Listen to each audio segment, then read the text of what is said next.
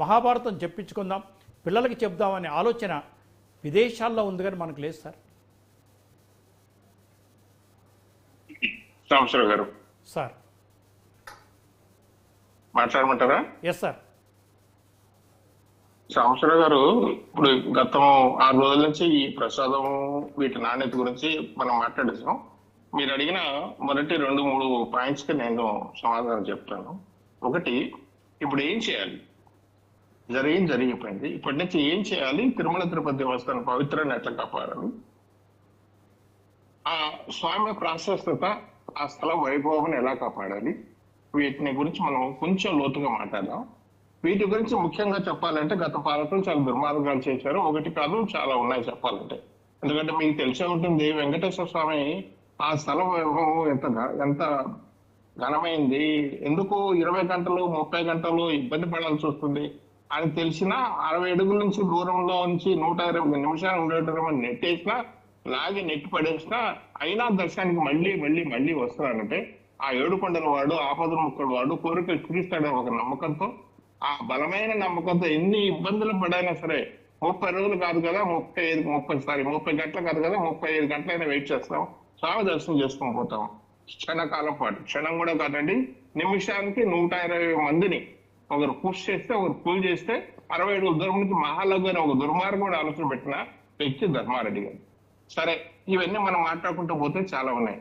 ఇక్కడ ఇంకొక ఇంపార్టెంట్ విషయం, మీరు అడిగిన మత సామరస్యం గురించి మనం మాట్లాడితే, ఈ ప్రపంచంలో ఎక్కడన్నా పోయి తీసుకోండి, ఆ మత సామరస్యం గురించి మాట్లాడితే ఆ మతాన్ని, ఆ స్థల, ఆ గుడిని కానీ ఏ గుడిని కానీ ఆ గుడిని కాపాడుకునే ధర్మం ఆ హిందువులంతా చేసుకుంటారు. మనకు వచ్చిన కర్మ అంటే వెంకటేశ్వర స్వామి గుడిని మన వైభవాన్ని ఇంకా పెంచాల్సింది పోనిచ్చి వెంకటేశ్వర స్వామికి పోటీగా వేరే దేవుడిని తీసుకొచ్చి పెట్టాలని చెప్పి ఒక దుర్మార్గం ఆలోచన గతంలో జరిగింది. ఎందుకు చెప్పండి, ఎట్లా జరిగిందంటే 7 కొండలు ఉన్నాయి, అంజనాద్రి, గరుడాద్రి, నారాయణాద్రి, శ్రీనివాస, ఇట్లా రకరకాల పేర్లు ఉంటే అందులో అంజనాద్రి కొండలో సాక్షాత్ ఆంజనేయ స్వామి అక్కడ పుట్టాడు.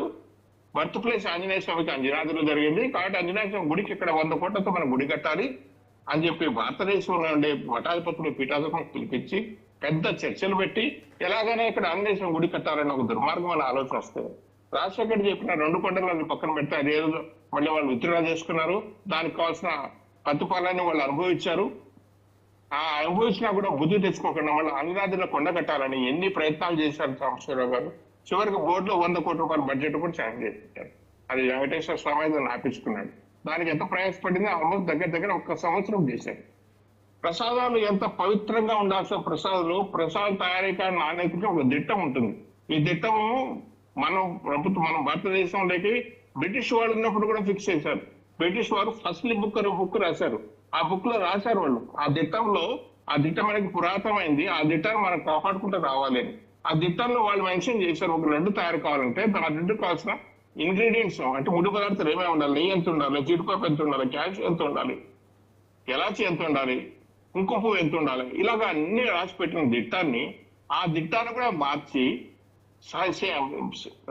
సేంద్రియ ఎరువులు అని చెప్పి ప్రసాదాలు తీసుకొచ్చి రుచి పచ్చి లేని ప్రసాదాలు పెడితే నాకు సొంతంగా నేను పుట్టినప్పటి నుంచి వెంకటేశ్వర స్వామి గుడికి వెళ్తున్నాం. మా ఇంట్లో మొత్తం మా 20,000కు మా ఇంటి దైవం వెంకటేశ్వర స్వామి కాబట్టి మా ఇంట్లో అందరి పేర్లు వాళ్ళే కాబట్టి వెళ్తున్నాము. మొట్టమొదటిసారిగా పోయిన నెలలో నాకు ఆ సేంద్రియ పదార్థం తయారు చేసిన పొంగల్ తింటే కొండ నుంచి దిగుతాంటే 4 సార్లు వామిటింగ్ అయ్యేది సంవత్సరాలు. ఎంత మనసుకు ఆవేదన చెందానంటే ఇంత నీచమైన పనులు చేయాలన్నా అంటే అక్కడ రొటీన్ గా జరిగిన ప్రాసెస్ రొటీన్ గా జరిగిన ప్రసాదాలు కూడా ఒకప్పుడు 40,000 మంది 50,000 మంది ప్రసాదం గుళ్ళకి వస్తే ఇప్పుడు ఒక్క భక్తుడు కూడా ఒక అన్నప్రసాదం ఇవ్వట్లేదు సంవత్సరాలు గారు. మొన్న ఒక అన్నప్రసాదం, ఒక పొంగల్, ఒకప్పుడు పొంగల్ వచ్చేది, పులిహోర వచ్చేది, దొద్దోజనం వచ్చేది, ఏదో ఒక చిన్న గిన్నెలు వేసి ఇచ్చేవాళ్ళకి కళ్ళకు అద్దుకున్న ప్రసాదం తినేవాళ్ళు. ఇప్పుడు ఒక్క భక్తుడు కూడా ప్రసాదం లేదు, కేవలం విఐపీలకు ఇస్తారు. ఆ విఐపీలు అయిపోతేనే దుకాణం బంద్ చేసి పెట్టుకొచ్చింది. ఇటువంటివన్నీ పని కట్టుకొని ఆ స్థల వైభవం తగ్గించాలని చెప్పి ఆలోచన చేస్తే దీని ఇంపాక్ట్ గతంలో జరిగిన వాళ్ళందరూ చూసాము, రేపు మళ్ళీ కూడా చూడబోతాం. ఇది ఎక్కడికి ఇది తప్పించుకునేది లేదు. ఆయన ఈజ్ బిగ్ చారిటీ కొంటాడు వెంకటేశ్వర స్వామి, మామూలు విషయం కాదు. అక్కడ తప్పనిసరిగా దానికి జరగాల్సింది జరుగుతాయి. ఇప్పుడు వీటిని కాపాడాలి, ఇంకా ఈ పవిత్రతను కాపాడాలి. ఈ లడ్డు నాణ్యతను గురించి కానీ ఇవన్నీ మళ్ళీ పూర్వ వైభవం తీసుకురావాలి. ఈ పూర్వ వైభవం తీసుకోవాలంటే ఈ ప్రభుత్వం రాకముందు ఏవైతే కండిషన్స్ ఉన్నాయో, టెండర్ కండిషన్స్ కానీ ఆ సప్లై చేసే వాళ్ళ ఇంటిగ్రిటీ కానీ, ఆ సప్లై చేసే వాళ్ళ బ్యాక్గ్రౌండ్ కానీ, ఇవన్నీ కూడా గతంలో ఎంత లోతుగా మేము వెళ్ళి చూసి వచ్చేవాళ్ళం. ఒక సప్లయర్ వస్తే ఆ సప్లయర్ సోర్సింగ్ పాయింట్కి వెళ్ళేవాళ్ళం. అక్కడ వాళ్ళ దగ్గర అసలు ఫెసిలిటీ ఉందా, లేదంటే వాడు బయట నుంచి తీసుకొచ్చి వీడి బ్రాండ్ వేసుకుని ఇస్తున్నాడా, ఇలాంటివన్నీ జరగాలి. అవి కాకుండా పాలక మండలిలో, గత పాలక మండలి ఏం జరిగింది, ప్రభుత్వం పాలక మండలిని నియమిస్తున్నారు. పాలక మండలి కాకుండా వీళ్ళు ఏం చేశారంటే లోకల్ అడ్వైజరీ కమిటీస్ అని, లోకల్ మీకు కూడా తెలుసు, హైదరాబాద్ లో ఒకటి, చెన్నైలో ఒకటి, బెంగళూరులో ఒకటి లోకల్ టెంపుల్స్ ఉంటాయి. ఆ లోకల్ టెంపుల్స్ లో ఉండే వాళ్ళకి అక్కడ చైర్మన్ చెప్తారు, అక్కడ భజన బృందాలు, అక్కడ లోకల్ యాక్టివిటీ చేయడం కోసం వాళ్ళని ఏర్పాటు చేస్తారు. వాళ్ళను కూడా మీరు కూడా వచ్చి బోర్డులో కూర్చోండి అని చెప్పి వాళ్ళని కూడా తీసుకొచ్చి బోర్డులు వేసి, మీకు ఓటింగ్ రైట్ లేదు అయినా కొన్ని బోర్డులో కూర్చొని మీరు మాట్లాడండి అని చెప్పారు. దర్శనాల వరకు ఇవ్వండి, తప్పు లేదు, నేను కాదంటే, ఎందుకంటే అక్కడ లోకల్ అడ్వైజరీ బాడీ ఉంది కదా. ఓటింగ్ రైట్ లేని వాళ్ళని తీసుకొచ్చి, ఓటింగ్ రైట్ లేకపోతే పర్చేస్ కమిటీలో వాళ్ళని తీసుకొచ్చి మెంబర్లు చేశారు. ఆ మహానుభావులు చేసిన వాళ్ళు చేసిన ఘనకార్యమే ఈ రోజు మనం అంతా అనుభవిస్తున్నాం. ఈ గీ కానీ ఇవన్నీ కొన్ని కానీ. నీకు ఓటింగ్ రైట్ లేని వాళ్ళని తీసుకొచ్చి పార్లమెంట్ సభ్యులు రికమెండేషన్ కు ఏ విధంగా సాంకేతిక ఉంటుందో, ఏ విధంగా వాళ్ళకి మనసు చెప్పిందో అర్థం కాని విషయం. రెండోది, ఇంతంత ఊరుకున్నారా? పాలక మండలి 15 నుంచి 25 వరకు, 15 నుంచి 18 వచ్చింది, 20 వచ్చింది, చంద్రబాబు నాయుడు గారు వచ్చింది 20 వరకు, దాన్ని ఆపితే ఈయన 25 చేశాడు. 25 అయిపోయిన తర్వాత దూరుకున్నాడు. అంత కూడా సరిపోదని చెప్పి ఈయన బీజేపీ వాళ్ళ దగ్గరికి ఇంటింటికి వెళ్ళి మీకు ఏమన్నా ఉంటే చెప్పండి, నేను ఇస్తానని చెప్పి, ఇప్పుడు అదే బీజేపీ వాళ్ళకి అర్థం తెలుసు, అర్థం తెలియదు అని చెప్పి వాళ్ళపైన మాట, ఇదంతా చేసిన బీజేపీ వాళ్ళే సభ్యులుగా ఉన్నారు, వాళ్ళకి ఇది పర్చేస్ కమిటీలో అని చెప్పి మాట్లాడుతున్నారు.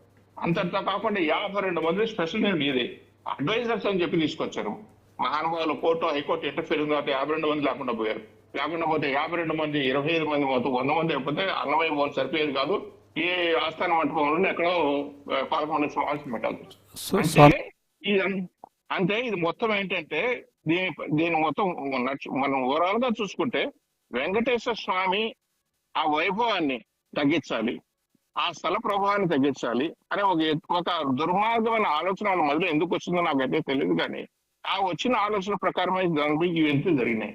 డబ్బులు తీసుకొచ్చి వాళ్ళ యాక్ట్ బుక్, నేను ఇవాళ యాక్ట్ బుక్ తెప్పించుకొని చూశాను.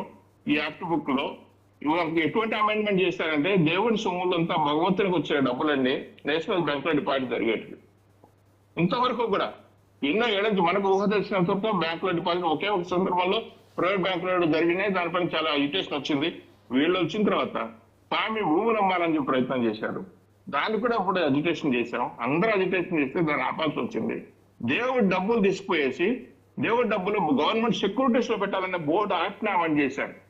గవర్నమెంట్ సెక్యూరిటీస్ పెట్టి ఇక్కడ ఇన్వెస్ట్ చేయండి, మేము డబ్బులు ఇస్తామని చెప్పి, ఉన్నదానికే డబ్బు దిక్కు లేకుండా పోతే, ఎక్కడెక్కడ అప్పులు తెచ్చి పెడితే దేవుడి డబ్బులు కూడా అక్కడ ఇచ్చింటే ఇవ్వదు పరిస్థితి. దాన్ని కూడా పోరాటం చేయాల్సి వచ్చింది.